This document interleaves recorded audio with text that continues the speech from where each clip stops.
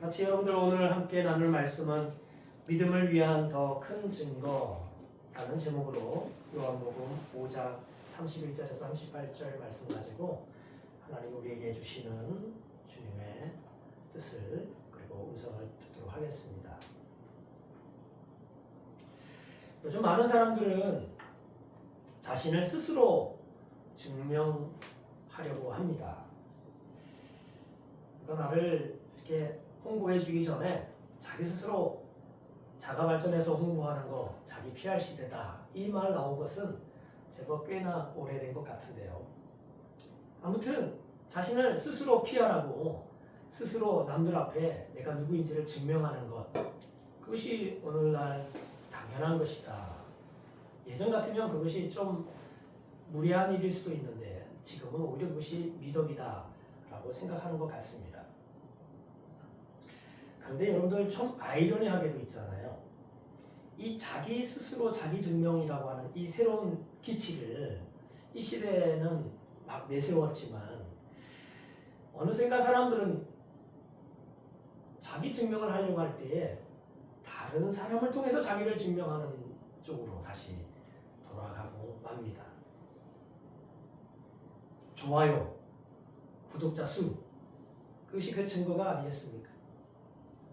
좋아요가 얼마큼 되느냐, 구독자 수가 얼마큼 되느냐에 따라서 내가 누구인지를 증명하고 확인하려고 하기 때문에 그렇습니다.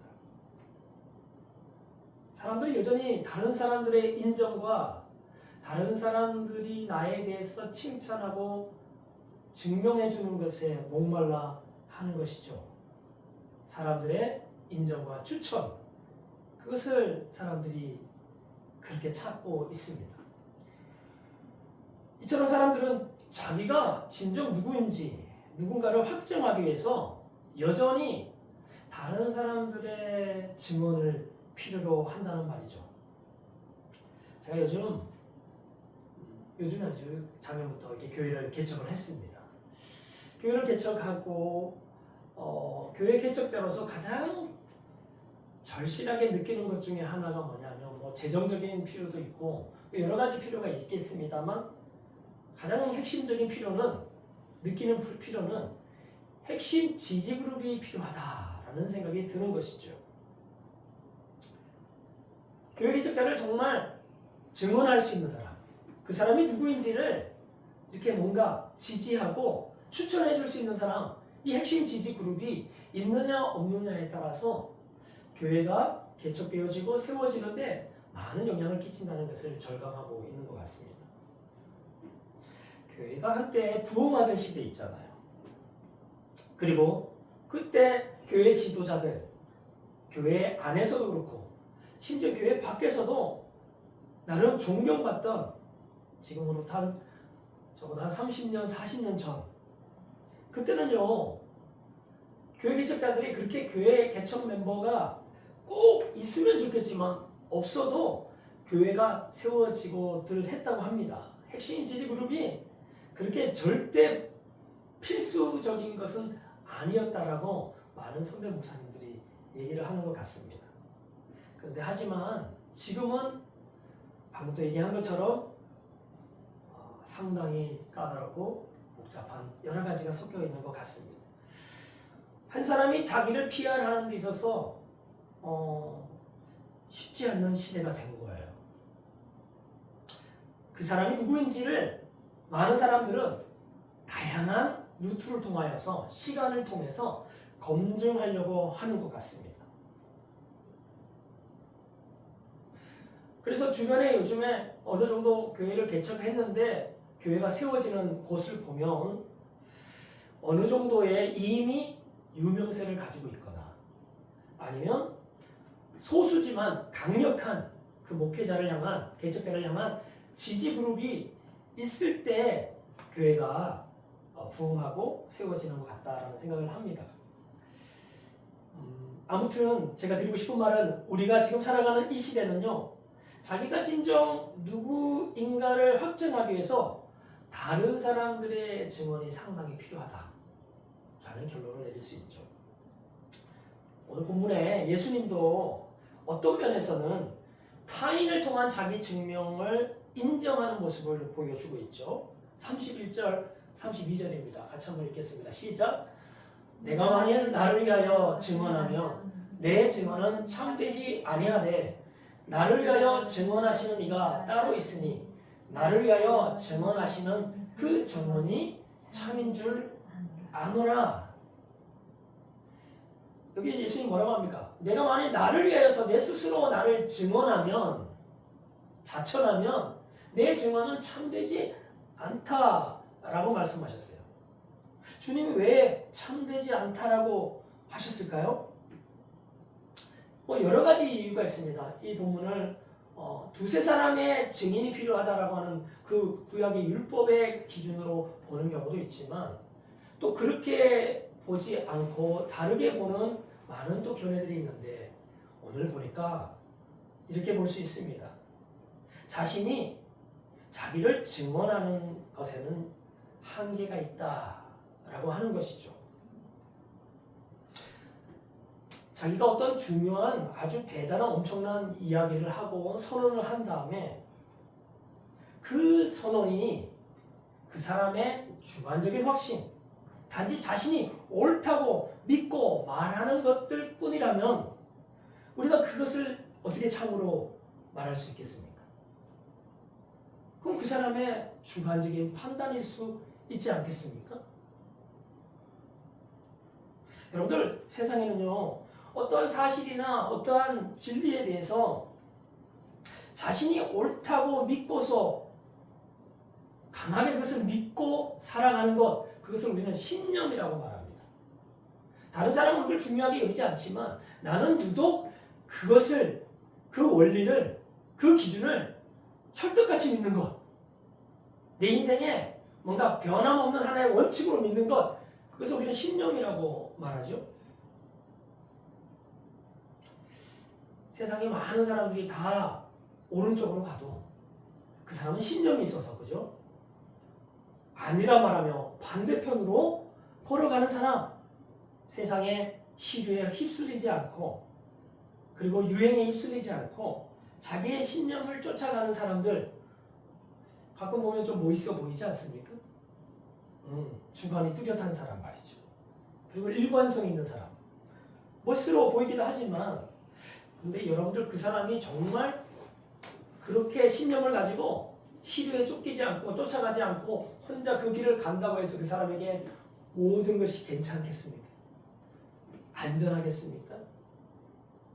그 신념에 내 인생을 걸 만큼 한 사람의 주관적인 판단이 그렇게 온전할 것 같습니까?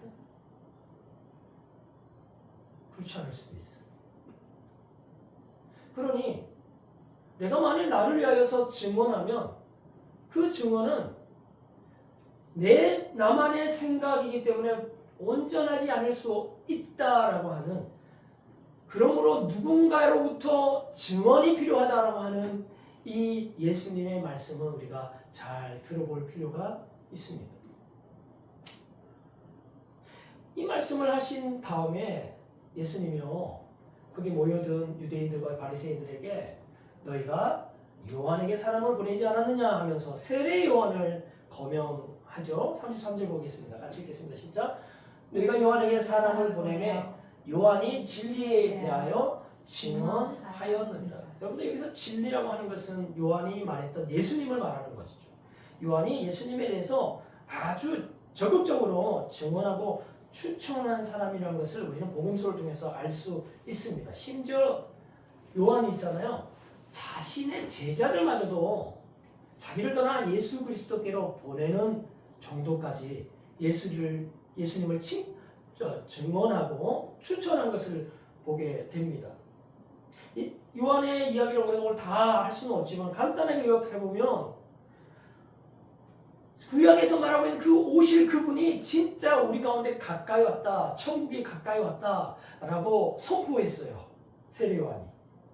그리고 이제 하나님의 백성은 그 주의 오심을, 그 왕의 오심을 준비해야 된다고 광야에서 외쳤어요. 그래서 어떻게 해야 되는가? 주의 길을 준비하라. 그분이 오실 길을 예비하라 라고 하면서 예수님을 외쳤어요. 예수님을 증언했어요. 또 본문에 보면은 예수님을 하나님의 어린 양이라고 고백도 했고요. 오늘 1장 34절 한번 볼까요? 심지어는 뭐라고 말했는가? 1장 34절입니다. 제가 말씀드렸나요? 네, 같이 읽겠습니다. 시작. 내가 보고 그가 하나님의 아들이심을 증언하였노라 하니라. 여기서 내가 누굽니까? 세례 요한이 내가 보고 그가 하나님의 아들이심을 증언하였다. 세례 요한의 예수님을 향한 증언 핵심에는 뭡니까? 그는 하나님의 어린 양이고 하나님의 아들이다 라고 증언했어요. 그죠? 그때 당시에 세례 요한은 어떤 사람이었습니까?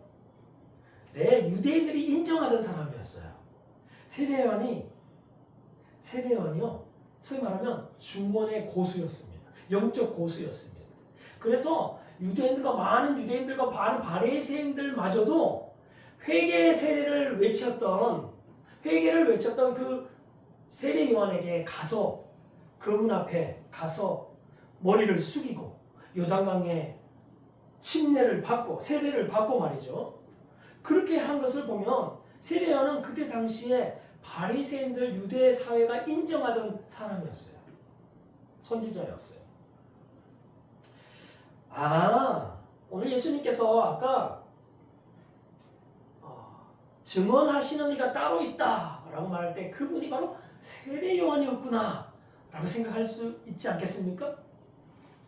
그때 현실로 돌아가 보십시오. 그때 누구로부터 추천을 받는 것이 가장 사역자로서 사명자로서 가장 힘을 얻겠습니까? 세례 요한 외에 또 누가 있었겠습니까? 그러니 세례 요한이 추천서가 필요했겠구나라고 우리가 생각할 법한데 그때 34절에서 오늘 5장 34절 다시 넘어오겠습니다. 34절 예수님께서 단호하게 아니라고 말하는 것이죠. 같이 보겠습니다. 34절 읽겠습니다. 시작. 그러나 나는 사람에게서 증언을 취하지 아니하노라. 다만 이 말을 하는 것은 너희로 구원을 받게 하려 함이라. 지금 세례 요한의 이야기를 꺼낸 이유는 내가 세례 요한의 추천과 증언을 받아야만 하기 때문에가 아니라 오히려 여기 모여있는 많은 청중들, 나의 가르침을 받고 복음을 들어야 될 많은 사람들을 구원하기 위해서, 그들이 구원을 받기 위해서 내가 세례 요한을 이야기하는 것뿐이다 라고 말하면서 나는 세례 요한과 같은 사람에게서 증언을 취할 필요가 없다라고 말씀합니다. 여러분들, 예수님이 필요한 것은요, 우리가 아까 말했듯이 많은 사람들의 좋아요, 구독자 수, 이렇게 많은 사람들의 증언이나 지지나 동의나 추천, 아니면 오늘 이 세례 요한처럼 말이죠, 유력한 한 사람 말이죠, 유력한 한 사람의 증언이 필요하지 않았습니다. 오늘날 우리로 따지면 우리는 많은 사람의 추천도 필요하고 한 사람의 중요한 추천도 필요한 거예요. 오늘 퀴즈쇼를 보니까 그 사람이 퀴즈를 하는 사람에게 특별한 몇 가지 찬스를 주는데 그 찬스 중에 하나가 뭐냐면 거기에 앉아있는 이 방청객 중에 100명의 방청객들의 의견을 들을 수 있는, 그래서 그 문제를 맞출 수 있는 기회를 주기도 하고, 그리고 본인의 선택 안에서 딱 두 사람의 이야기를 듣고 그 두 사람의 이야기 중에 내가 그 사람이 왜 그 답을 선정했는지에 대한 이야기를 듣고 추천을 받는 경우도 답을 결정하는 경우도 있는데, 아무튼 우리의 경우에는 보면 정말 설득력 있는 한 사람, 아주 유력한 사람, 그 사람의 이야기를 듣든지 아니면 다수결의 원칙처럼 말이죠, 많은 사람들의 동의에 내 결정을 거기에다가 얹든지, 이 두 가지에 거의 우리의 결정을 많이 하는 경우가 있습니다. 제가 맛집을 잘 찾는 이유 중에 하나가 이 많은 사람들의 그 지지와 동의와 추천을 받아서 가는 경우가 많은데 그럴 때 뭐 거의 실패하는 경우가 없더라고요. 그러면 내비 같은 거 있잖아요, 그죠? 그런 내비를 치다 보면은 그 내비 안에 그 저장수 뭐 그런 거 보면서 이제 추천하는 거죠. 그렇게 결정하는 거죠. 아무튼 이렇게 많은 사람들의 추천이나 증언이나 유력한 한 사람의 증언에 이 시대는 많이 그것을 가치 있게 여기거나 그것을 결정할 때 기준으로 삼기도 합니다만 오늘 예수님은 그럴 필요가 없었어요. 그러지 않았어요. 요한의 증언을 예수님이 왜 필요치 않았는가? 사실 요한의 증언을 우리가 한번 돌아보십시다. 요한의 증언이 굉장히 괜찮았던 것 같습니다. 오늘 36절을 보니까 내게는 요한의 증거보다 더 큰 증거가 있다라고 하는 말을 보면 요한의 증거도 상당히 큰 증거다라고 말씀하시는 것 같아요. 근데 예수님께서 진짜 필요한 증거는 유력한 그 영향력 있는 그런 선지자의 증언 가지고 충분하지 않았습니다. 그래서 요한의 증언을 우리가 한번 보기를 원해요. 요한이 과연 그가 증언한 것이 예수님이 누구이신지를 세상 가운데 온전히 드러내는데 완전하였는가라는 것을 볼 필요가 있죠. 오늘 35절을 한번 같이 보겠습니다. 여기 35절이 있네요. 같이 읽겠습니다. 시작! 요한은 켜서 비추이는 등불이라 너희가 한때 그 빛에 즐거이 있기를 원하였거니와. 요한은 빛 자체가 아니고 그 빛을 사람들이 보도록 비추는 등불이다 라고 하는 것이죠. 그런데 여러분들 가만히 보면요, 그 등불에 대해서 사람들의 평가가 있습니다. 그 빛에 즐거이 있기를 원하였다. 그 등불 빛에 즐거이 있기를 원하였다라고 하는 것을 보면 사람들이 상당히 요한의 가르침과 요한의 증언에 대해서 굉장히 반응을 보였다라는 것을 볼 수 있습니다만 오늘 여기 한때라고 하는 단어에 우리가 주목해 볼 필요가 있죠. 한때. 그들이 한때 요한의 가르침에 공들고 요한의 가르침에 가슴을 찢기도 하고 회개도 하기도 하고 그렇게 했다라고 하는 거죠. 오늘 요한의 증거가 정말 심히 증언대에 있어서 무거운 증언이었다면 완전한 증언이었다면 여러분들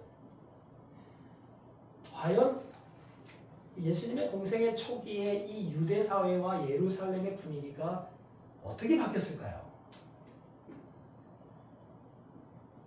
다 회심하지 않았겠어요? 그의 증언이 정말 완전한 증언이었다면 그때 당시 많은 바리새인들과 서기관들과 유대인들이 다 예수 그리스도께 와서 그분이 누구이신지를 알고 그분 앞에 회개하고 무릎 꿇지 않았겠어요? 왜냐하면 세례 요한의 증언은 그분이 하나님의 어린 양이라고 말했고 그분이 하나님의 아들이라고 증언했기 때문에 그래요.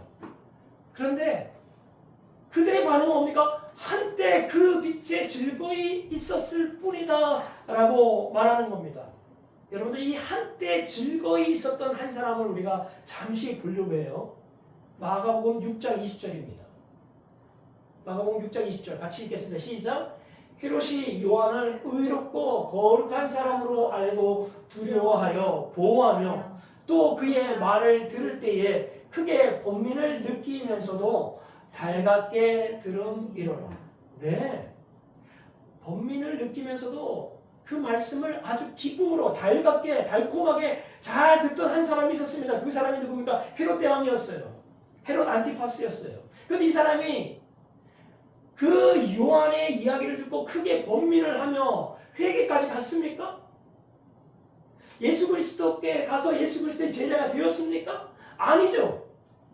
변민을 느끼고 달갑게 듣기는 했지만 그는 결국 자기 안에 있는 욕망과 유혹과 권력에 대한 그런 탐심 때문에 세례 요한을 참수하는 데까지 이르게 말고 있는 거 아니겠습니까?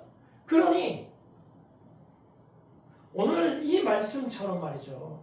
한때 즐거워하였다라고 하는 말은 우리에게 의미심장하게 들릴 필요가 있어요. 예수님은 그냥 한때 즐거워하는 정도의 증언을 필요로 하지 않습니다. 예수님이 우리를 부르시고 예수님이 누구이신지를 증거하시는 그 증거는 세례 요한보다 훨씬 더 큰 증거가 필요 있다라고 예수님이 말씀하시는 것이죠. 헤롯도 실패하고 그리고 수많은 세례 요한에게 세례를 받던 회개의 세례를 받던 유대인들도 바리새인들도 다 실패하고 말았어요. 이제 오늘 설교의 본론으로 갑니다. 설교의 핵심은 뭡니까? 예수님이 말씀하시는 나를 위하여 증언하시는 따로 계신 이 그분께로 우리가 조금 주목해 볼 필요가 있어요. 오늘 36절 한번 같이 볼까요? 36절 시작.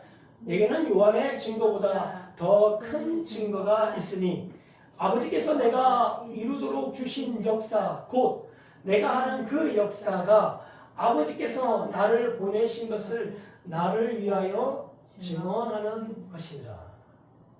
더 큰 증거가 있다라고 말해요. 요한의 증거보다 더 큰 증거가 있는데 그 첫 번째 증거는 뭐냐면 역사들이다 이렇게 말합니다. 표적들이다. 아버지께서 내가 이루도록 나에게 허락하시고 주신 그 역사 곧 지금 내가 지금 하고 있는 그 표적들, 그 역사들 그것이 나를 위하여서 지금 증언하고 있다 라고 예수님이 말씀하고 있어요. 이 표적들은요 뭘 위해서 준 표적이에요? 여기 가만히 보면요 아버지께서 나를 보내신 것을 증언하는 겁니다. 지금 예수님께서 이 증언이라는 얘기를 꺼낼 때에 가장 핵심은 뭡니까? 무엇을 증언하는 겁니까? 예수님이 누구이신지를 증언하는 거잖아요. 그죠? 예수님이 자신을 향해서 내가 누구다라고 말하는 것을 넘어서서 나에게 증언할 그 참 증언을 할 한 분이 계신다라고 우리가 이야기하지 않았습니까? 오늘 그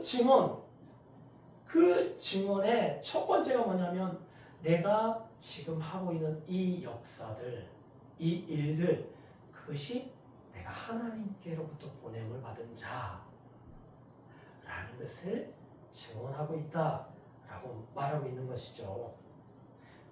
여러분들 요한복음은요 심지어 표적들의 책이라고 말할 수 있습니다. 예수님이 하나님이심의 표적들 세븐 사인들이 있죠. 그죠? 7가지 표적들이 있어요. 가나 혼인잔치의 표적으로부터 죽은 나사로를 살리는 표적에 이르기까지 7가지의 표적들이 예수님의 공생의 기간 동안에 물론 그거 말고도 여러 치유 사건들도 있었습니다만 이런 표적들이 주로 나타났다라고 말합니다. 그런데 그 표적만 있는 것이 아니라 예수님께서 하나님의 아들이시라는 것 그리고 예수님이 하나님이 보내신 자라고 하는 것 하나님이 세상을 이처럼 사랑하사 독생자를 이 땅 가운데서 보내셨다는 것을 증언하는 가장 정점에 어떤 역사들이 있습니까? 네, 예수님의 십자가가 있습니다. 예수님의 부활이 있습니다. 예수님의 승천이 있습니다.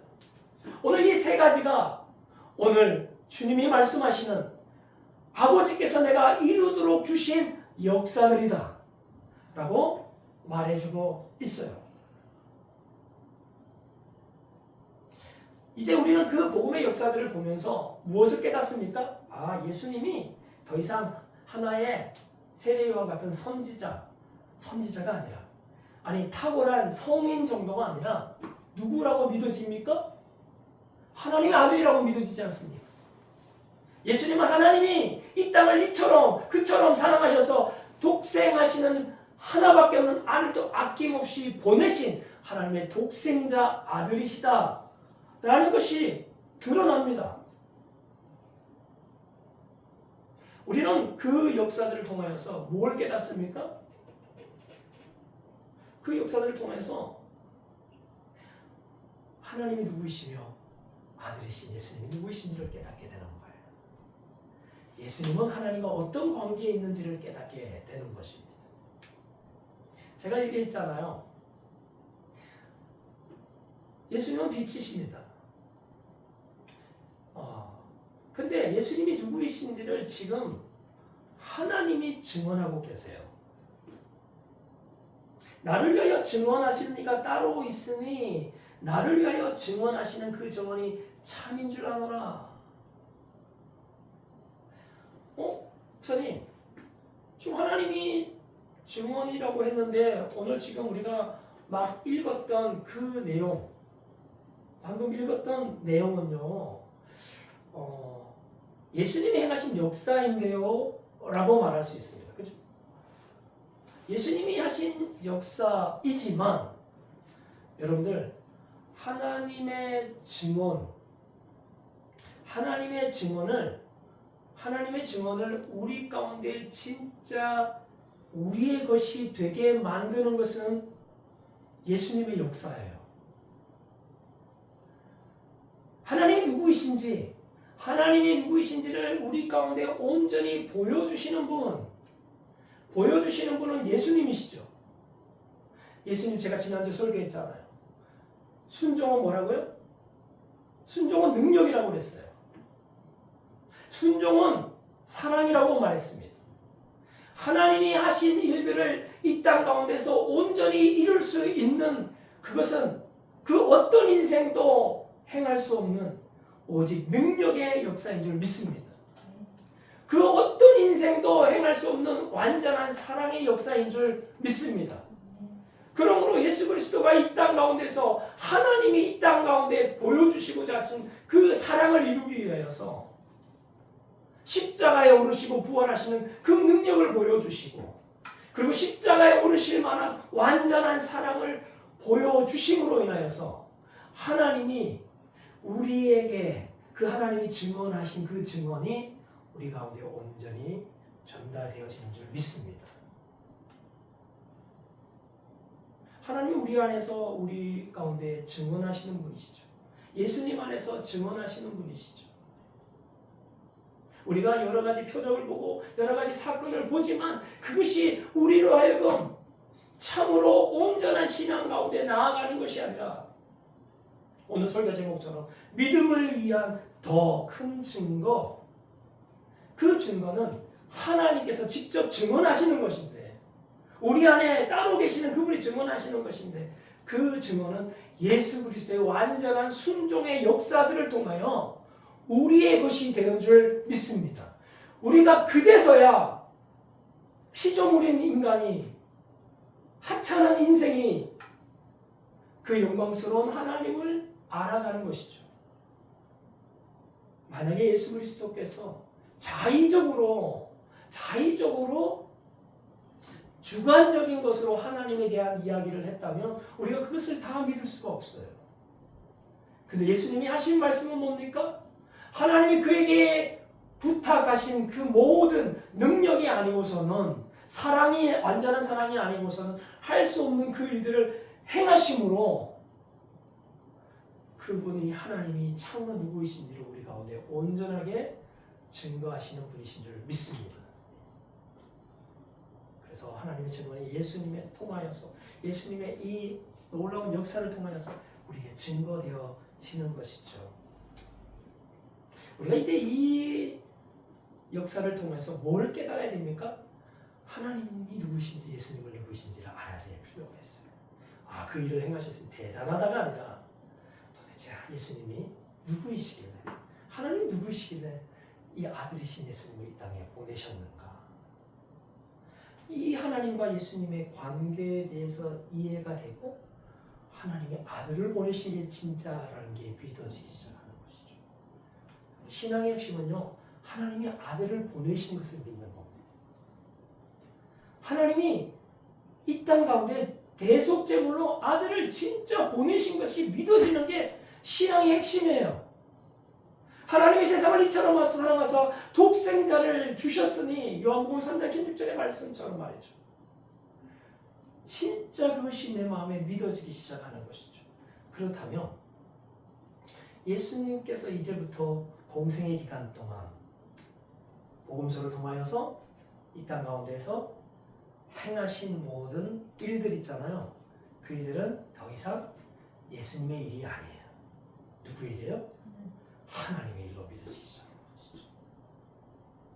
하나님께 속한 일들이고 하나님이 직접 행하신 역사들이라는 것이 믿어지게 되는 줄 믿습니다. 우리는 그때 하나님을 공경하게 되고 예수님을 공경하게 되는 거예요. 예수님을 공경하지 않고서 어떻게 하나님을 공경하겠느냐, 이 말씀이 거기에 달려 있는 것입니다. 그러니 예수님이 행하신 그 모든 역사는 하나님의 증언이에요.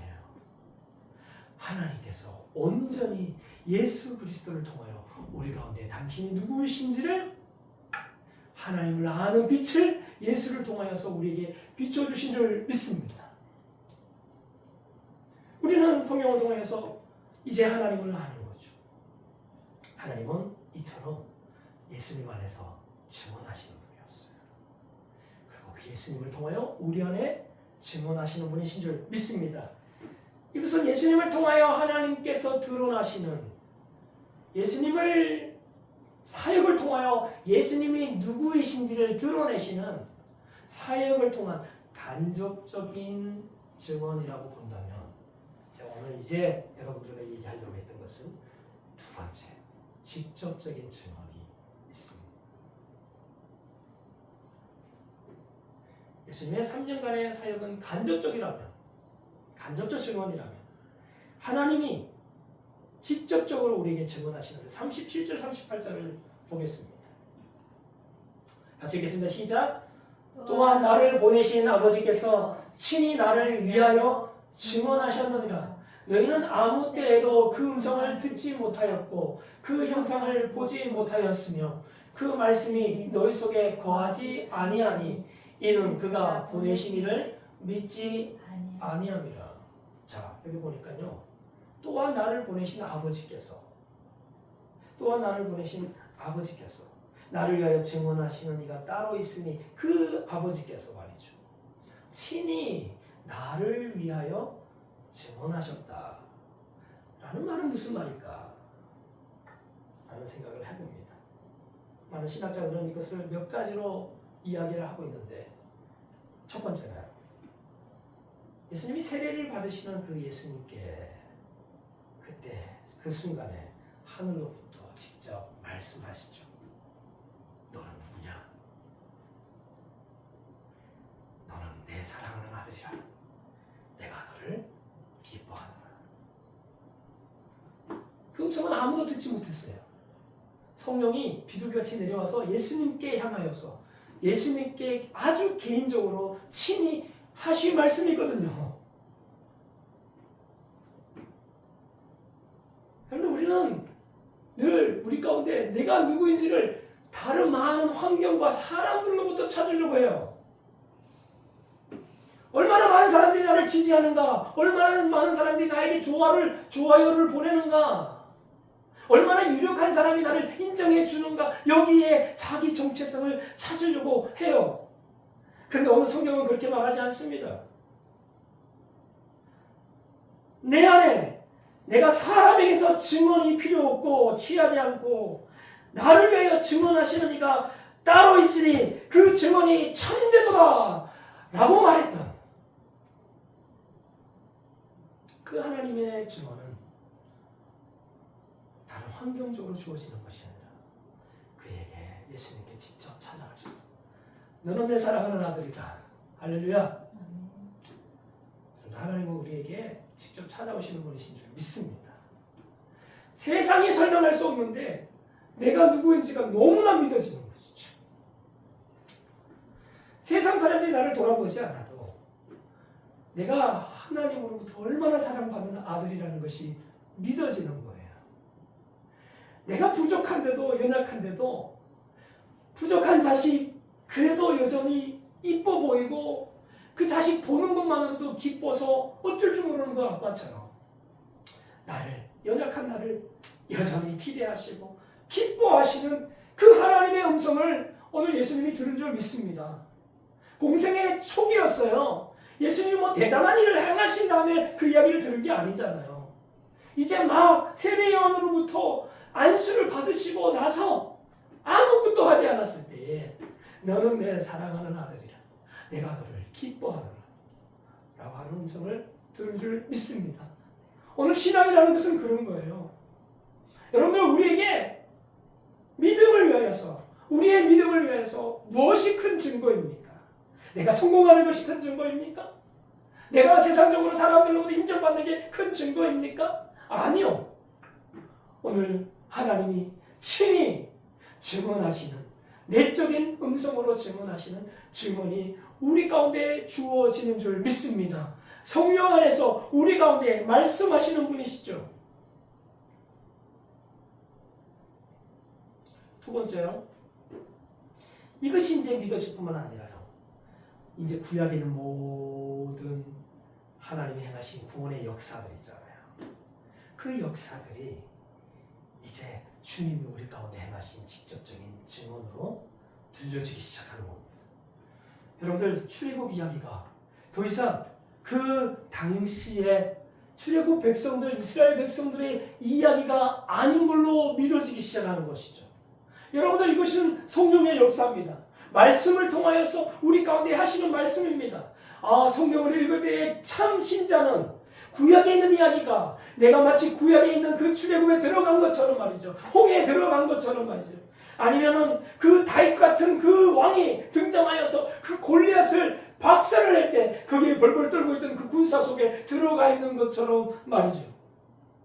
그리고 포로기 기왕초로 많은 백성들이 다 70년 동안 포로로 끌려가서 소망이 없을 때에 하나님께서 기가 막힌 방법으로 그들을 불러서 다시 예루살렘으로 데려올 때 그 포로기에 기한하던 그 백성의 그 부름 안에 내가 있는 것처럼 말이죠. 오늘 하나님의 말씀의 역사 가운데 하나님 우리에게 계속 말씀하고 있는 줄 믿습니다.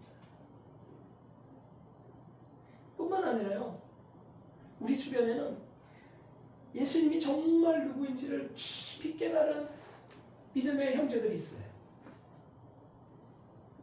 가끔 우리는 그걸 책으로 통해서 믿음의 선배들처럼, 그죠?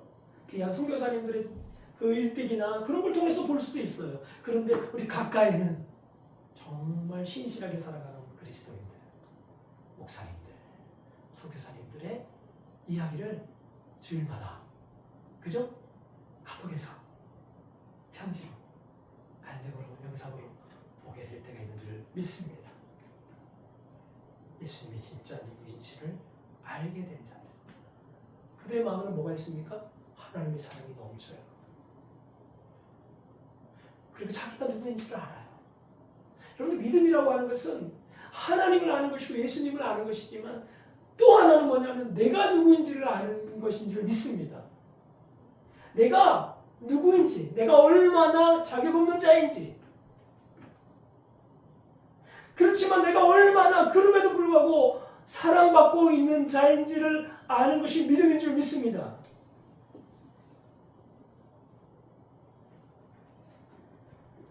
오늘 이렇게 예수가 누구인지를 알게 될 때 그는 자연스럽게 하나님이 누구인지를 알고 자신이 누구인지를 깨달았어. 얼마나 은혜받고 불쌍히 여김을 받고 죄사함을 받은 긍휼함을 입은 사랑받는 자인지를 알게 된 자들의 고백, 간증,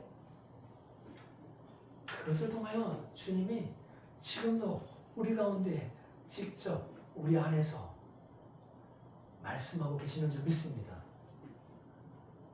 이것이 친히 나를 위하여 말씀하시는 거예요. 제가요, 지금부터 한 20년 전에, 한 30대 초반에 참 놀랍게 로마서 복음을 다시 한번 발견하면서 그때 참 제 안에 내면적으로 아주 영적인 전성기라고 말하면 그렇지만 되게 좀 행복한 시절이 있었습니다. 지금은 그렇지 않는 건 아니지만 그때 참 저에게는 뭔가 내 인생에 뭔가 하나의 좀 변곡점이 됐다고 생각할 수 있는 그 시절이 있었어요. 근데 그때 믿음이 머리에 있던 믿음이 가슴으로 내려가는 게 느껴졌어요. 그냥 믿어지는 거예요. 내가 얼마나 연약한 인생이고 자기가 없는 인생인데 그럼에도 불구하고 묻지도 않고 따지지도 않고 예수 그리스도 안에서 보여주신 그 하나님의 사랑이 진짜 믿어지는 거예요. 예수 그리스도 안에 있는 그 완전한 구원이 진짜 믿어지는 거예요. 그러니까 내가 그 안에서 내가 가지고 있던 알량했던 사람들의 칭찬이나 나의 졸업장이나 뭐 이런 것들이 더 이상 아무렇지가 않는 거예요. 내가 얼마나 당당한가? 내가 얼마나 겸손해야 되는가? 내가 얼마나 사랑받고 옆에 있는 사람을 긍휼과 사랑으로 사랑할 수 있게 되는가? 라는 것이 믿어지더라는 거예요. 그러니까 전도사역 때, 강도사역 때 그때 사역이 열매가 많아지더라고요. 여러분들, 예수님은 친히 우리를 위하여서 증언하시는 분이신 줄 믿습니다. 하나님이 그런 분이십니다.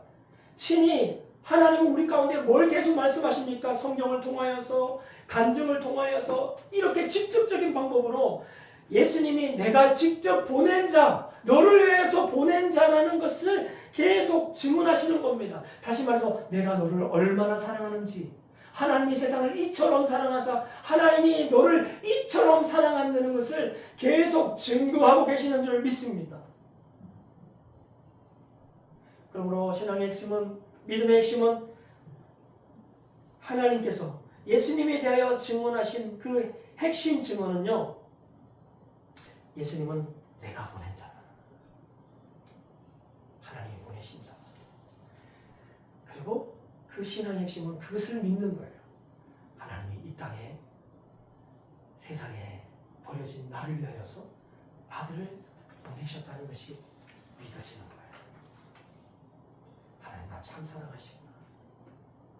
하나님 나를 정말 기뻐하시구나. 하나님이 너는 내 사랑하는 아들이요, 내 기뻐하는 자라고 하는 이 말씀이 진짜 그 살아있는 음성으로 들려지게 되는 줄 믿습니다. 오늘 요한일서 5장 9절부터 10절 똑같이 요한이 쓴 요한 1서잖아요. 근데 요한복음보다는 훨씬 좀 더 뒤에 쓰여진 책입니다. 그런데 오늘 이 책에도 똑같은 이야기를 하고 있어요. 한번 같이 볼까요? 시작! 만일 우리가 사람들의 증언을 받을진대 하나님의 증언은 더욱 크도다. 하나님의 증언은 이것이니 그의 아들에 대하여 증언하신 것입니다. 하나님의 아들을 믿는 자는 자기 안에 증거가 있고 하나님을 믿지 아니하는 자는 하나님을 거짓말하는 자로 만드나니 이는 하나님께서 그 아들에 대하여 증언하신 증거를 믿지 아니하였음이라 말했어요. 우리는 증언을 받는 자들입니다. 사람들의 증언도 받는 자들이지만 하나님의 증언은 더욱 크다라고 말합니다. 신자는 참 신자는 하나님의 증언을 받는 자인 줄 믿습니다. 누구도 흔들 수 없는 확실한 증거가 자기 안에 있는 자들인 줄 믿습니다. 세상의 알량한 것들로 자기를 포장하지 않아도 그 하나님의 증언, 그 아들을 통하여서 우리 가운데 증언하신 그 증언은 너무나 크기에, 너무나 확실하기에, 너무나 완전하기에 그 어떤 법정에서도 우리가 유죄로 판명되지 아니하고 온전히 하나님의 거룩한 백성으로 우리가 완전히 드러나게 하실 증언인 줄 믿습니다. 오늘 이 하나님의 음성을 저와 여러분들이 듣기를 축복합니다. 아멘. 오늘 보니까요 37절 38절로 다시 넘어오면 요것만 하고 오늘 마치도록 하겠습니다. 하나님의 증언을 받지 못하고서는 결코 할 수 없는 세 가지가 있습니다. 그것이 오늘 37절 38절에 있는데요. 같이 읽겠습니다. 시작! 또한 나를 보내신 아버지께서 친히 나를 위하여 증언하셨느니라. 너희는 아무 때에도 그 음성을 듣지 못하였고 그 형상을 보지 못하였으며 그 말씀이 너희 속에 거하지 아니하니 이는 그가 보내신 이를 믿지 아니함이라. 지금 누구한테 얘기하는 거예요? 지금 유대인들한테 얘기하는 거 아닙니까? 그죠? 예수님을 핍박하고 박해하려고 모여들었던 사람들에게 얘기합니다. 근데 너희들은 뭐 못한다는 거예요? 아무 때든지 하나님의 음성을 절대 들을 수 없어. 하나님의 음성을 절대 볼 수 없어. 그리고 그 말씀이 너희 속에 뿌리 내리고 거할 수가 없어. 그 이유가 뭡니까? 하나님이 증언하시는 바로 핵심, 예수 그리스도가 그를 보내셨다는 것을 믿지 않기 때문에. 그것을 믿지 않으면 그들이 아무리 성경을 보더라도, 그들이 아무리 종교생활을 열심히 하더라도 하나님의 음성을 듣지 못하고 하나님의 영상을 보지 못하고 그 말씀이 그들 가운데 내주하여서 그들을 순종하게 하지 못한다 하는 말씀인 줄 믿습니다. 이 말씀처럼 오늘 주님께서 우리에게 주신 그 믿음, 하나님이 세상을 이처럼 사랑하사 독생자 아들을 우리 가운데 보내셨구나, 나를 위해 보내셨구나 라는 것이 믿어지는 사람은 어떤 사람들이에요? 하나님의 음성을 아무 때나 듣는 사람인 줄 믿습니다. 하나님의 영상을 보는 사람인 줄 믿습니다. 하나님의 말씀이 한때 즐거워하는 말씀이 아니라요. 그죠? 30배, 60배, 100배의 결실을 맺도록 깊이 옥토에 뿌려진 말씀처럼 뿌려져서 우리 안에서 순종으로, 깨달음으로, 그리고 온전히 알게 됨으로 우리 가운데 열매 맺게 될 줄 믿습니다. 오늘 우리는 이제 하나님의 증언으로 말미암아 이 믿음 가운데 하나님의 음성 듣고 하나님의 영상을 보는 자가 되어서 뭐가 된 겁니까? 증인이 된 줄 믿습니다. 오직 성령이 너희에게 임하시면 너희가 권능을 받고 땅 끝까지 이르러 내 증인이 되리라 말씀하신 줄 믿습니다. 신자는요, 이 크고 놀라운 증언을 받은 자이기에 오늘 성경은 모든 신자를 향하여서 너희들은 증인이다, 증인이라 라고 말하는 줄 믿습니다. 이 하나님의 증언을 받은 자로 우리도 예수님의 하나님의 증인으로 살아가는 저와 여러분들 다 되시기를 예수 그리스도로 축복합니다. 아멘.